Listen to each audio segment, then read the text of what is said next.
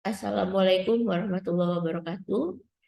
Selamat sore teman-teman semuanya. Mudah-mudahan dalam keadaan sehat ya.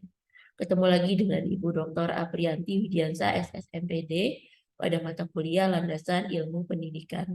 Yang mana kali ini kita masuk kepada pertemuan yang ketiga. Mohon teman-teman semuanya untuk dapat menyimak dengan baik dan juga nanti bisa memberikan pertanyaan di WhatsApp group ya. Baik, Ibu akan saya screen materinya. Kali ini kita akan membahas tentang pendidikan dalam arti luas dan sempit, serta pendidikan ilmiah dan juga pendekatan sistem. Hingga kini pemahaman tentang makna, arti pendidikan, dan ilmu pendidikan acap kali masih sulit dipahami dengan baik oleh banyak orang. Pun demikian, faktor-faktor pendidikan pun sama hal adanya. Padahal terma-terma tersebut menjadi landasan fundamental pendidikan itu sendiri. Tanpa memahami itu semuanya, dipastikan seseorang akan gagal mencerna cabang dan juga ranting-ranting pendidikan dengan baik. Jadi, dalam kita memahami pendidikan dan ilmu pendidikan, kita perlu memahami hal-hal yang berkaitan dengan cabang dan juga ranting pendidikan yang baik gitu ya.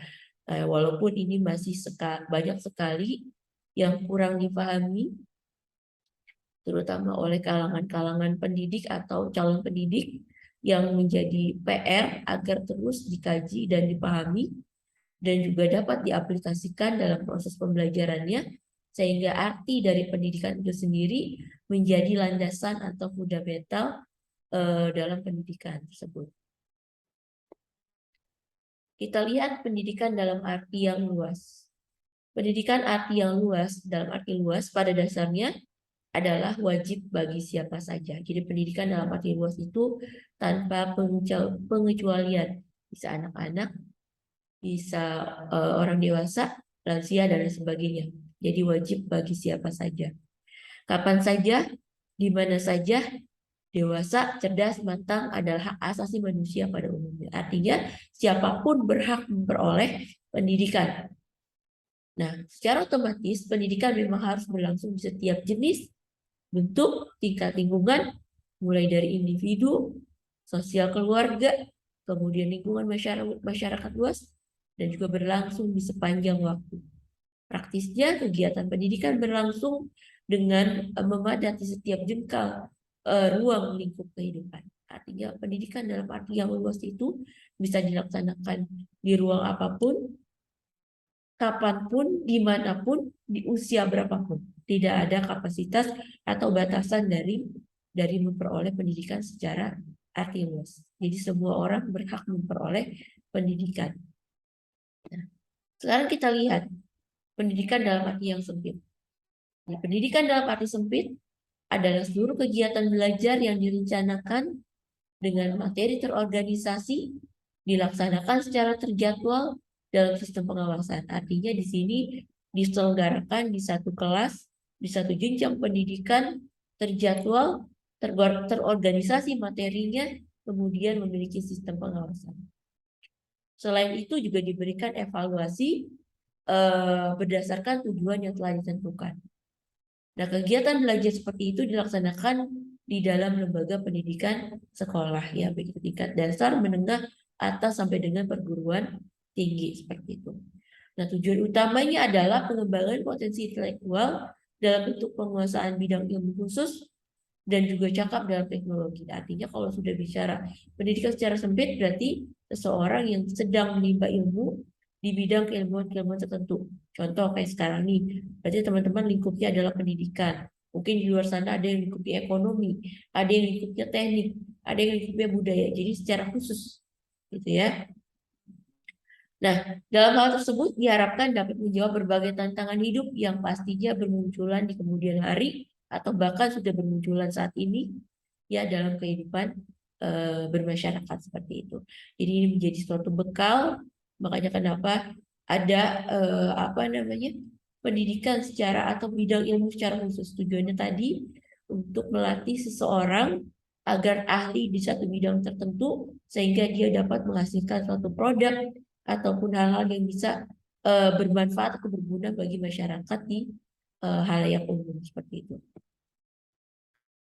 Nah, tadi kita sudah membahas tentang pendidikan secara luas dan juga sempit. Kali ini kita akan membahas tentang pendekatan ilmiah, yang mana pendekatan ini adalah bagian dari pendidikan dan ilmu pendidikan. Pendekatan ilmiah atau scientific approach adalah pendekatan yang bersifat ilmiah, ya, atau memiliki sifat ilmu. Jadi ini adalah merupakan sifat ilmu yang ada dalam pendidikan dan ilmu pendidikan. Nah, adapun ilmu itu sendiri definisinya adalah sekumpulan pengetahuan berdasarkan teori-teori yang disepakati dan dapat secara sistematik diuji dengan seperangkat metode yang diakui dalam bidang tertentu. Dipandang dari sudut filsafat, ilmu terbentuk karena manusia berusaha berpikir lebih jauh mengenai pengetahuan yang dimilikinya.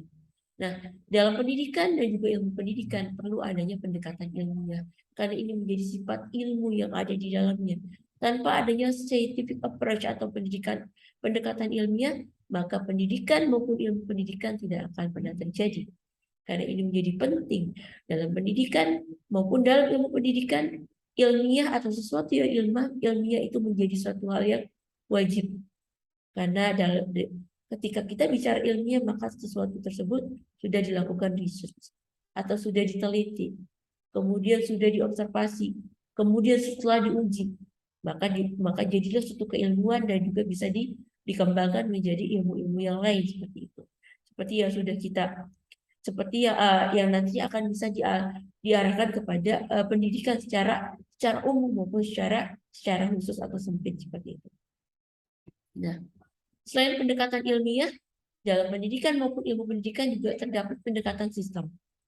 Nah, di sini secara konseptual pendekatan tersebut atau pendekatan sistem ini merupakan gabungan antara pendekatan input, output, dan juga proses dari output yang digunakan. Pendekatan ini didasarkan pada anggapan bahwa keluaran dari pendidikan yang unggul dapat diperoleh melalui masukan yang unggul. Nah, ini biasanya pendekatan sistem yang dimiliki oleh suatu lembaga, baik itu lembaga pendidikan maupun lembaga lainnya, gitu ya.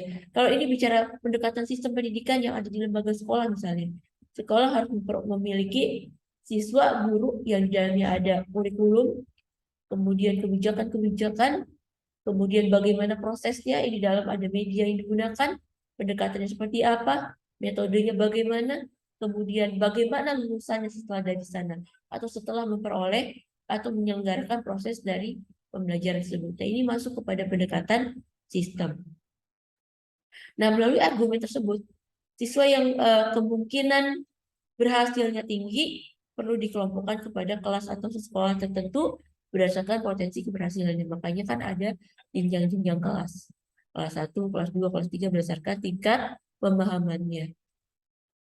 Kemudian pendekatan proses output didasarkan oleh beberapa argumen yang menyatakan bahwa pada dasarnya proses lingkungan struktur sekolah menyebabkan terjadinya perbedaan dalam prestasi akademik dan juga akademik siswa seperti itu.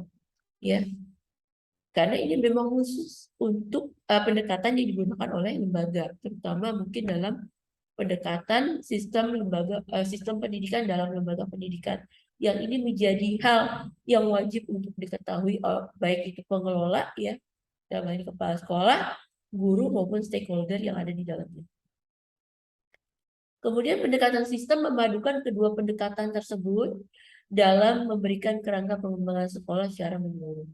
Jadi pendekatan sistem ini merupakan pendekatan yang harus adanya, yang wajib adanya terutama dalam lembaga pendidikan. Karena pendekatan sistem pendidikan itu menjadi hal yang mutlak dilakukan gitu. Jadi sistem di sekolah kan ada sistem kelas, sistem pembelajaran, kemudian sistem penilaian, sistem evaluasi, semuanya berdasarkan sistem seperti itu. Terutama sekarang kan sudah ada sistem yang berbasis IT seperti itu. Kalau dulu mungkin sistem yang terencana berdasarkan flowchart misalkan. Nah, kalau sekarang mungkin sistem-sistem yang mungkin sudah terinput dalam suatu sistem IT barangkali seperti itu. Sekarang kan sudah ada yang namanya e-learning seperti itu. atau mungkin pembelajaran jarak jauh dengan menggunakan aplikasi-aplikasi. Nah, ini bagian dari pendekatan sistem yang sudah mengadopsi pendekatan ilmiah tadi. Seperti itu. Sedikit lagi, ada komponen pendekatan sistem. Pendekatan sistem terdiri dari komponen-komponen utama, yakni masukan, proses keluaran atau output, dan juga hasil atau outcome. Komponen masukan terdiri atas masukan yang mentah, yaitu siswa. Siswa tuh masuk ke sekolah, artinya dalam kondisi yang belum banyak mengetahui banyak hal. Artinya mentah, masih perlu diolah. Begitu. Kemudian masukan instrumental adalah kurikulum, sarana prasarana, guru, staf, keuangan, dan juga organisasi. Nah, ini masuk kepada masukan yang instrumental. Nah, kemudian masukan lingkungan yang mana itu terdiri dari dukungan orang tua, kemudian masyarakat sekitar, ya, dan juga pemerintah pastinya. Selain itu ada komponen proses yang mana itu terdiri dari proses dari pengelolaan sekolah tersebut, ya, yang termasuk di dalamnya adalah bagaimana proses dalam pengelolaan di kelas 1, di kelas 2, 3, 4, 5, 6 sampai dengan jenjang-jenjang berikutnya seperti itu. Nah, kalau komponen keluaran ya atau istilahnya itu output ya, itu merupakan perwujudan tujuan pembelajaran dalam berbagai aspek. Ya, bisa dari kognitif, afektif, psikomotorik, dan juga bagaimana hubungan personal ya dari siswa tersebut atau dalam bahasa yang lebih dikenalnya sekarang dengan istilah itu kecerdasan intelektualnya seperti apa, kemudian emosionalnya bagaimana, spiritualnya seperti apa.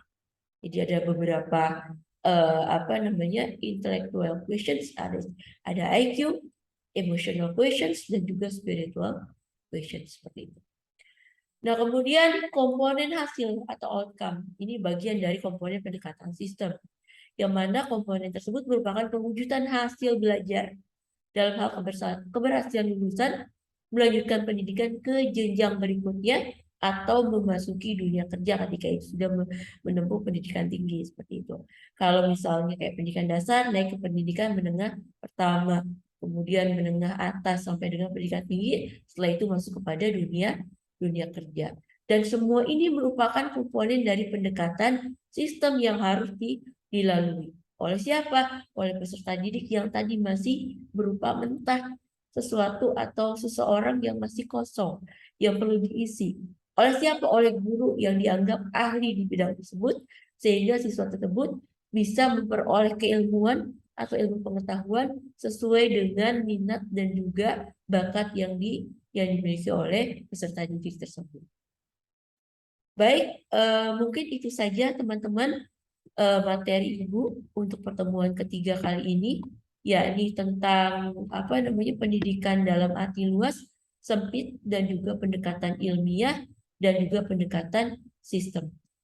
Silakan setelah ini, setelah teman-teman menyimak, untuk bisa membuat daftar list pertanyaan ya, seperti instruksi yang sebelumnya. Dan setelah itu teman-teman juga bisa berdiskusi, nanti ketemu dengan Ibu di forum diskusi Google Meeting. Itu saja teman-teman dari Ibu Apri atas apa yang sudah Ibu sampaikan. Mudah-mudahan bisa dipahami bersama dan pastinya memperoleh kemanfaatan di kemudian hari sebagai bekal kita semuanya sebagai seorang pendidik apa namanya di lingkup pendidikan. Baik, sampai ketemu lagi dari kurang lebih Ibu mohon maaf. Akhirul kalam, assalamualaikum warahmatullahi wabarakatuh. Sampai ketemu lagi, salam sehat selalu.